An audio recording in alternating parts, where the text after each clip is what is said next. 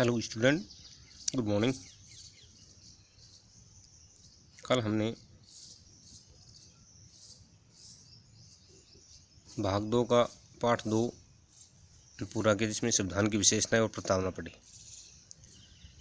आज अपन पढ़ेंगे मूल अधिकार, नीति निर्देशक तत्व एवं मूल कर्तव्य। ठीक है,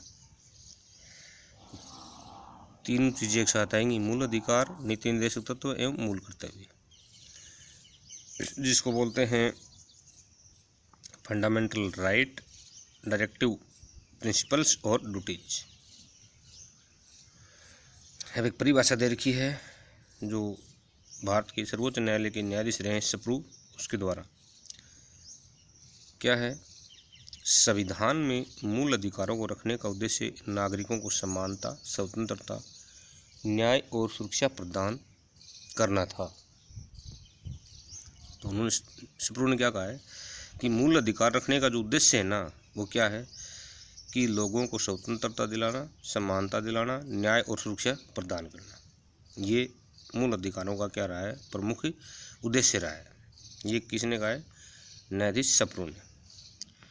मूल अधिकार अधिकारों का ही एक स्वरूप है।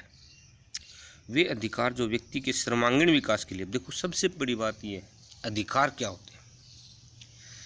अधिकार वो होते हैं जिसके द्वारा या जिनके द्वारा व्यक्ति का हर तरफ का क्या हो, उसके विकास हो, उसके, यानी जिसको अपन बोलते हैं सर्वांगीण विकास। तो अधिकार किसे कहते हैं? अधिकार भी होते हैं जिनको प्राप्त करके व्यक्ति का सर्वांगीण विकास होता है, यानी चारों तरफ का व्यक्ति का क्या होता है? विकास होता है, उसे अधिकार कहते हैं। यानी व्यक्ति के पास किसी प्रकार के अधिकार नहीं होंगे तो व्यक्ति का कोई सर्वांगीण विकास नहीं होगा। ये चीज़ हमें देखने को मिली फ्रांस की क्रांति और रूस की क्रांति। आपने 9th क्लास में पढ़ा होगा, फ्रांस की क्रांति आई थी, और 11वीं की हिस्ट्री में मैंने आपको पढ़ाया था फ्रांस की क्रांति। तो उसमें हमने देखा कि फ्रांस में जो क्रांति हुई वो अधिकारों के लेके थी। ठीक है, तो अधिकार अगर व्यक्ति को नहीं मिलेंगे तो कहने का मतलब ये है कि व्यक्ति या समाज विकास नहीं कर पाएगा, डेवलप किसी प्रकार से नहीं कर पाएगा। तो वे अधिकार जो व्यक्ति के सर्वांगीण विकास के लिए अनिवार्य होने के कारण संविधान द्वारा नागरिकों को प्रदान किए गए हैं, मूल अधिकार कहलाते हैं। इन अधिकारों में राज्य द्वारा आक्षेप नहीं किया जा सकता। ठीक है ना? यानी कहने का मतलब जो अधिकार हमें संविधान ने दिए हैं उसमें सरकार या राज्य किसी प्रकार का आक्षेप नहीं कर सकती। ठीक है ना? क्योंकि अगर राज्य अधिकारों में आक्षेप करता है तो इस आक्षेप के लिए अपन कहाँ जा सकते हैं? न्यायपालिका की शरण ले सकते हैं। ठीक है ना? अगर हमारा कहीं भी अधिकारों का हनन हो रहा हो तो अपन न्यायपालिका की शरण ले सकते हैं। इसलिए राज्य है वो व्यक्ति के अधिकारों में किसी प्रकार की दखलंदाजी नहीं करेगा। मूल अधिकारों की आवश्यकता व महत्व। मूल अधिकार क्यों जरूरी है और उनका क्या महत्व है? नंबर 1 है प्रत्येक व्यक्ति को सुरक्षा प्रदान करना। मूल अधिकार लोकतंत्र की आधारशिला है। इनके द्वारा प्रत्येक नागरिक को शारीरिक, मानसिक व नैतिक विकास की सुरक्षा प्रदान की जाती है। तो मूल अधिकार का सुरक्षा प्रदान करता है। ठीक है, और कैसे कि प्रत्येक नागरिक की शारीरिक व मानसिक और नैतिक विकास और उसकी सुरक्षा दी जाती है। फिर है शासन की स्वेच्छाचारिता पर रोक। कौटिल्य की अर्थशास्त्र में इस बात का उल्लेख है कि प्राचीन भारतीय राज्य व्यवस्था में स्वेच्छाचारी शासकों के लिए कोई स्थान न था। भारतीय राजाओं की शक्ति पर ऐसे प्रतिबंध लगाए गए थे कि वे सत्ता का दुरुपयोग न कर सकें। सही बात है। कौटिल्य अर्थशास्त्र में कहा है कि राजा का स्वेच्छाचारी नहीं होना चाहिए। अगर राजा स्वेच्छाचारी होगा तो फिर शासन व्यवस्था क्या हो जाएगी? निरंकुश हो जाएगी। यानी फिर शासन पे किसी का नियंत्रण नहीं रहेगा, और जहाँ शासन पर किसी प्रकार का नियंत्रण नहीं होगा तो वहाँ पर जनता के अधिकारों का हनन होगा। ठीक है, तो कौटिल्य ने अपने अर्थशास्त्र में कहा है कि भाई प्राचीन भारत में राज्य व्यवस्था के अंदर शासकों की स्वेच्छाचारी का कोई स्थान नहीं था। भारतीय राजाओं की शक्ति पर ऐसे प्रतिबंध लगाए गए थे कि वे सत्ता का दुरुपयोग न कर सके। क्योंकि अगर राजा स्वेच्छाचारी होगा ना तो वो क्या करेगा, शक्ति का दुरुपयोग करेगा। ठीक है, तो कहने का मतलब शासन की राजा या शासन की स्वेच्छाचारी को ख़त्म करने के लिए हमारे देश के संविधान में मूल अधिकारों की व्यवस्था की गई है। और शुरुआत में जो मूल संविधान था अपना, उसमें हमें 7 प्रकार के अधिकार दिए गए थे, लेकिन वर्तमान में हमें 6 प्रकार के अधिकार प्राप्त हैं। आर्टिकल 12 से 35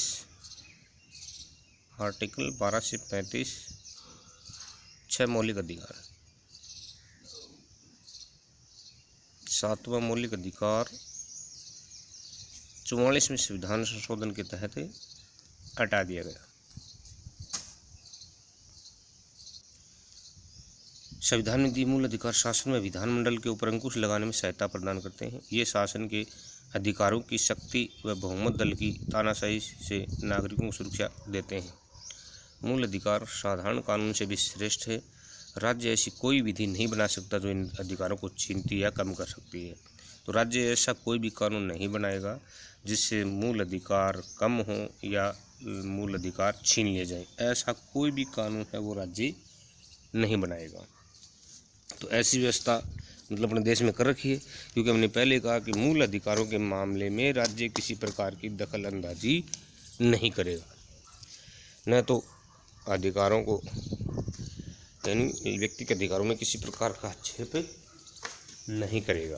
तो ऐसी व्यवस्था अपने संविधान में की गई है, क्योंकि 6 प्रकार की रिट भी 5 प्रकार की रिट भी दे रखी इसमें कि व्यक्ति अधिकारों का हनन हो रहा हो तो 5 प्रकार की रिट वो लगा सकता है।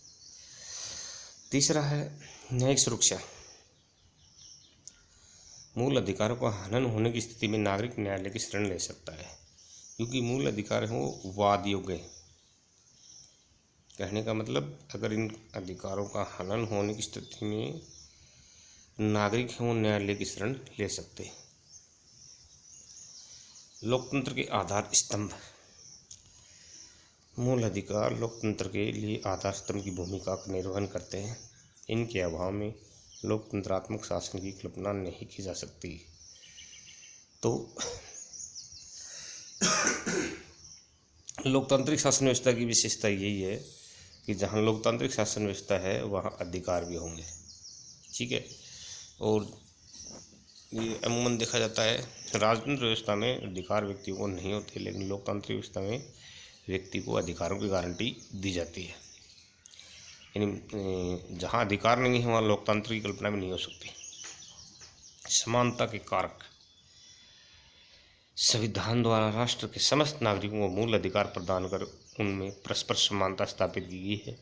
सभी विशेषाधिकारों को समाप्त कर दिया गया है, यानी किसी को भी किसी प्रकार का कोई विशेष अधिकार नहीं होगा, सभी समान होंगे। नागरिकों के मूल अधिकार मानवीय स्वतंत्रता के मापदंड और संरक्षक दोनों ही हैं। इस कारण इनका अपना मनोवैज्ञानिक महत्व है। वर्तमान युग का कोई राजनीतिक दार्शनिक इनकी उपेक्षा नहीं कर सकता। फिर है भारत के संविधान में मूल अधिकार।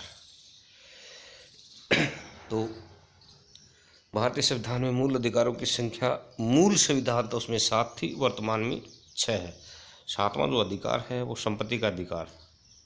ठीक है, संपत्ति के अधिकार को 44वें संविधान संशोधन के तहत क्या कर दिया गया, हटा दिया गया और उसको अनुच्छेद 300 में डाल दिया गया। अब वो अधिकार नहीं रहा, वो एक कानून अधिकार बन गया। और अधिकारों का जो उल्लेख है वो अपने संविधान के भाग 3 में है और आर्टिकल 12 से 35 है।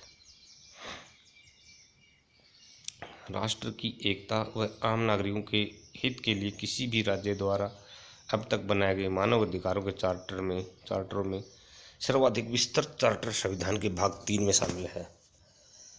मूल अधिकारों के संबंध में संविधान में कुल 23 अनुच्छेद हैं, यानी 12 से 35। ये अनुच्छेद 12 से 30 व 32 से 35 तक दिए गए हैं। जो आर्टिकल 31 था उसमें कौन सा अधिकार था, संपत्ति का अधिकार, जो हटा दिया गया। इनमें भी कुछ अनुच्छेद असाधारण रूप से विस्तृत हैं। विशेष रूप से 19वें अनुच्छेद में 450 शब्द होने से इसका आकार अत्यधिक व्यापक हो गया है। 19वां जो अनुच्छेद है वो बड़ा है, ठीक है, तो उसका व्यापक मतलब आकार वो बड़ा हो गया है।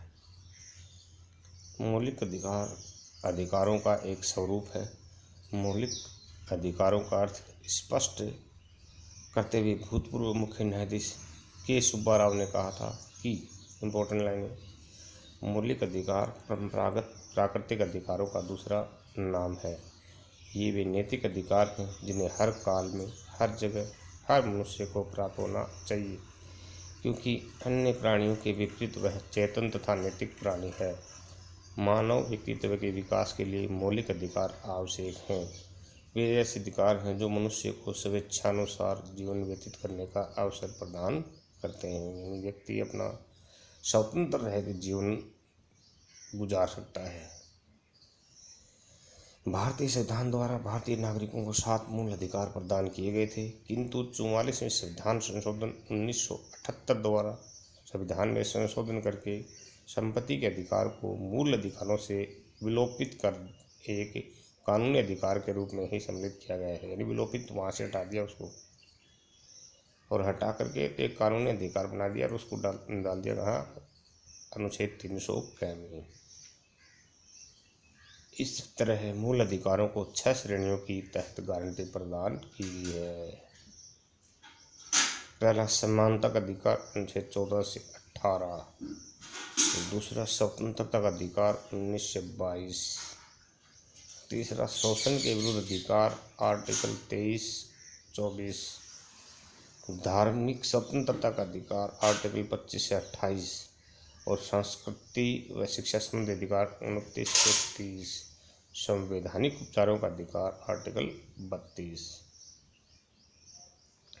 तो सबसे पहला है समानता का अधिकार। भारतीय संविधान में प्रत्येक नागरिक को कानून के समक्ष समानता, राज्य में रोजगार के अवसरों की समानता एवं सामाजिक समानता प्रदान की गई है। इस हेतु संविधान में निम्न प्रावधान किए गए हैं। क्या क्या प्रावधान किए हैं? कानून के समक्ष समानता, तो इसका मतलब ये है कि कानून के समक्ष सभी क्या हैं, समान। किसी प्रकार का भेदभाव कानून नहीं करेगा, सभी को समान संरक्षण प्रदान किया जाएगा।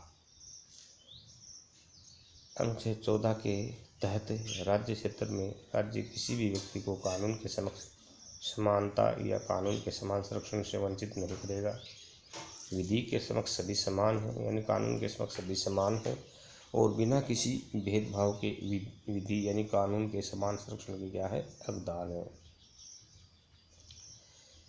दूसरा है आर्टिकल 15, जिसमें धर्म, मूल वंश, जाति, लिंग व जन्म स्थान के आधार पर विभेद का प्रतिषेध।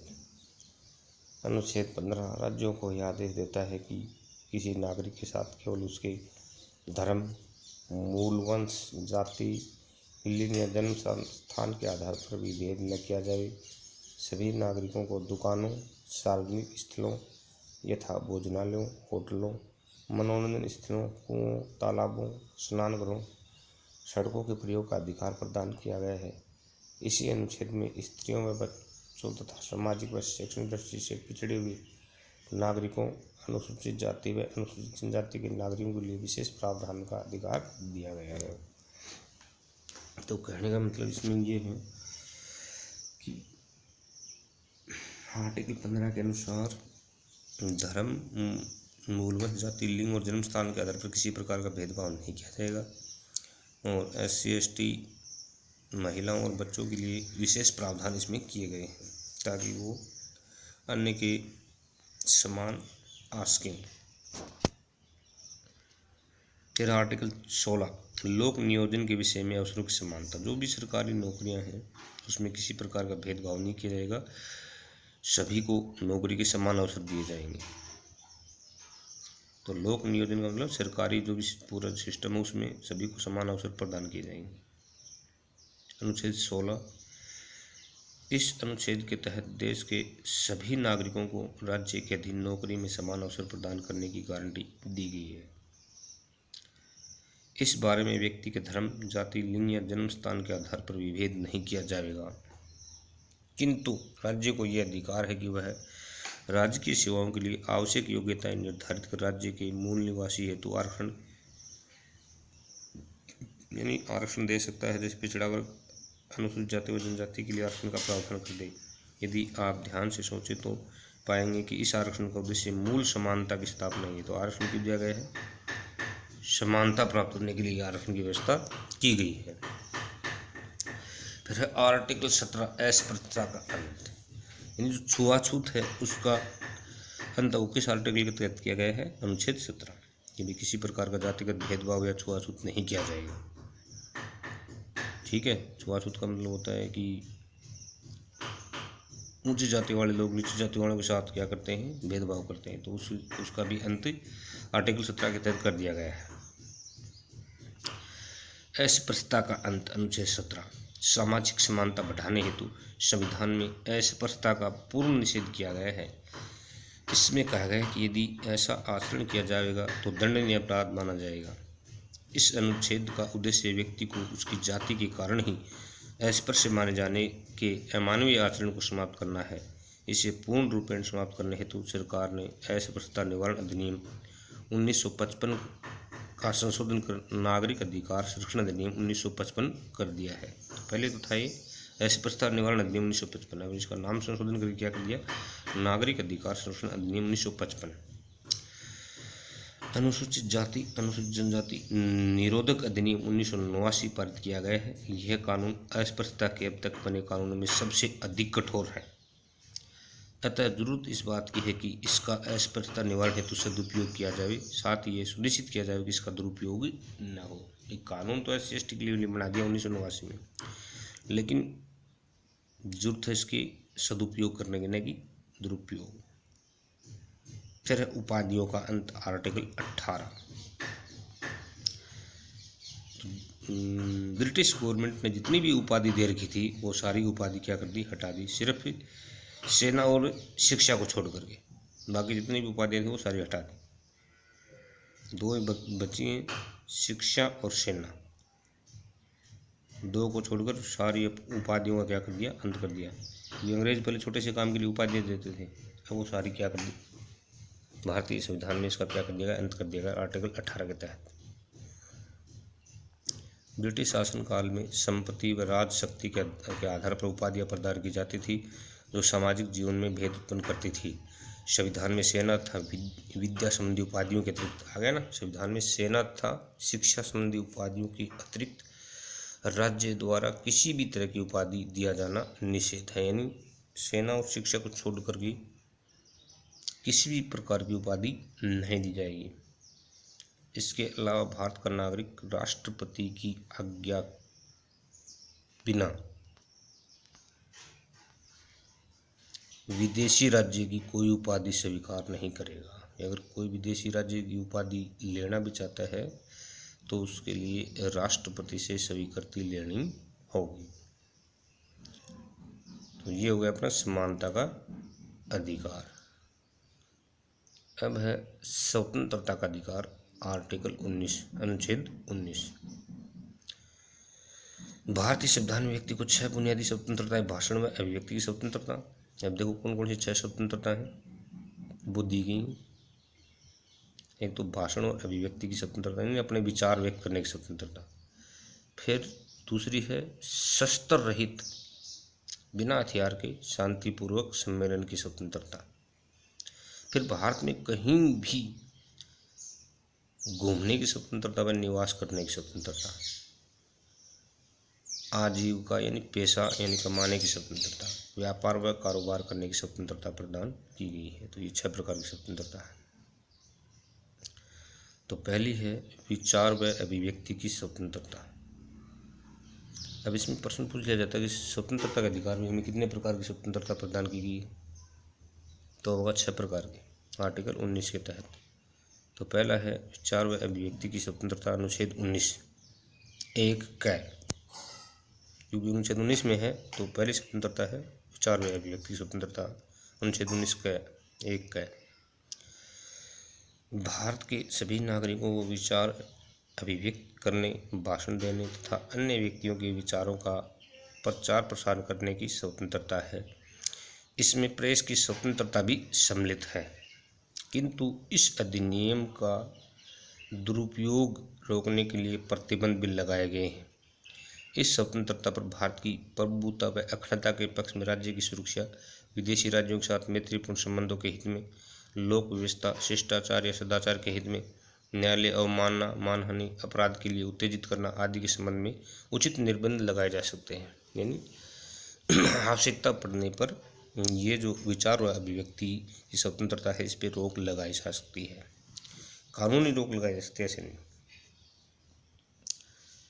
जैसे भारत में आर्टिकल 352 का प्रयोग हो जाता है तो सारी स्वतंत्रताएं अपने क्या कर ली जाती हैं, छीन ली जाती हैं, तो ऐसे रोक लगा दी जाती है। अस्त्र शस्त्र रहित शांतिपूर्ण सम्मेलन करने की स्वतंत्रता अनुच्छेद 19(1) है। इसके तहत सभी नागरिकों को शांतिपूर्ण व बिना अस्त्र शस्त्र के सभा व सम्मेलन का अधिकार दिया गया है। इस अधिकार को राज्य हित या सार्वजनिक सुरक्षा हित में सीमित किया जा सकता है। फिर है संघ व समुदाय निर्माण स्वतंत्रता अनुच्छेद 19(1) ग। इसके अनुसार नागरिक मिलकर अपना कोई भी संघ या संगठन बना सकते हैं, सहकारी सोसाइटी बना सकते हैं, किंतु राज्य हित में इसे भी प्रतिबंध किया जा सकता है। फिर है अगली 4 नंबर, सर्वत्र आने जाने की स्वतंत्रता अनुच्छेद 19(1) है। इसके अनुसार भारत के राज्य क्षेत्र में अबाध रूप से आने जाने का अधिकार दिया गया है। 5वीं है निवास की स्वतंत्रता अनुच्छेद 19(1), यानी वो भारत में कहीं पर भी निवास कर सकता है। इस अनुच्छेद के अनुसार भारत राज्य क्षेत्र के किसी भाग में निवास करने की गारंटी दी गई है। वृत्ति व व्यापार की स्वतंत्रता अनुच्छेद 19(1)(6). इस अनुच्छेद द्वारा सभी नागरिकों को पेशा यानी वृत्ति, आजीविका, व्यापार तथा व्यवसाय करने की स्वतंत्रता प्रदान की गई है, किंतु जनहित में नशीली व खतरनाक चीज़ों के व्यापार करने तथा अन्य ऐसे कार्य करना जो राज्य के हित में न होकर निषेध किया जा सकता है।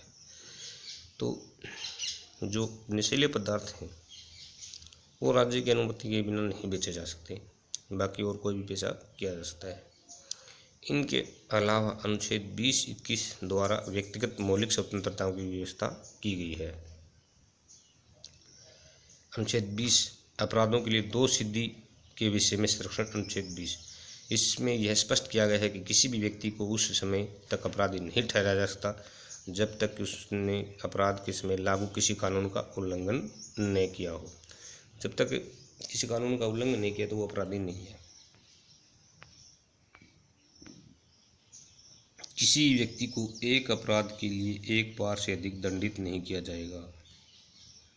किसी व्यक्ति को अपराध करने के समय निर्धारित सजा से अधिक सजा भी नहीं दी जा सकती। फिर है जीवन व व्यक्तिगत स्वतंत्रता का संरक्षण अनुच्छेद 21, यानी व्यक्ति को जीवन और व्यक्तिगत स्वतंत्रता का संरक्षण करता है अनुच्छेद 21। इसके अनुसार किसी व्यक्ति को उसके जीवन या व्यक्तिगत स्वतंत्रता से विधि द्वारा विस्थापित प्रक्रिया को छोड़कर यानी कानूनी प्रक्रिया के द्वारा उसके प्राण लिए जा सकते हैं, जीवन छीना जा सकता है, अन्यथा नहीं। तो जीवन या व्यक्तिगत स्वतंत्रता से विधि द्वारा स्थापित प्रक्रिया को विधि यानी कानून द्वारा स्थापित प्रक्रिया को छोड़कर अन्य किसी प्रकार से वंचित नहीं किया जा सकता। 44वें संविधान संशोधन 1979 द्वारा इस अधिकार को और अधिक प्रभावी बना दिया गया है।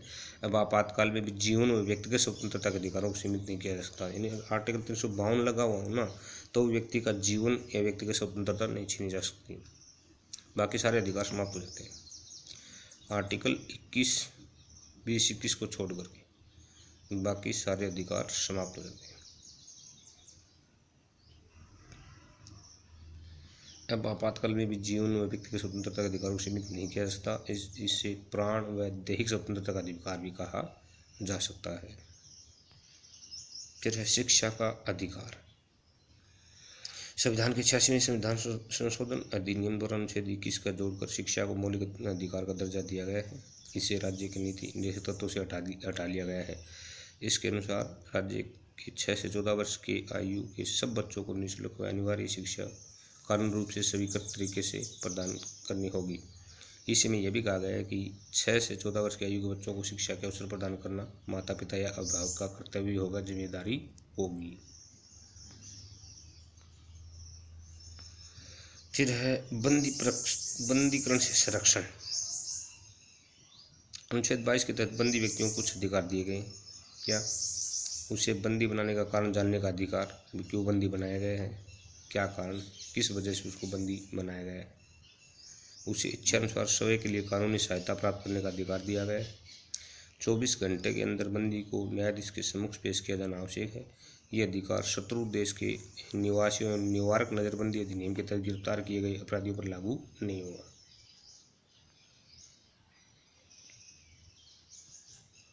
आज के लिए बस इतना ही, बाकी अगली क्लास। ठीक है।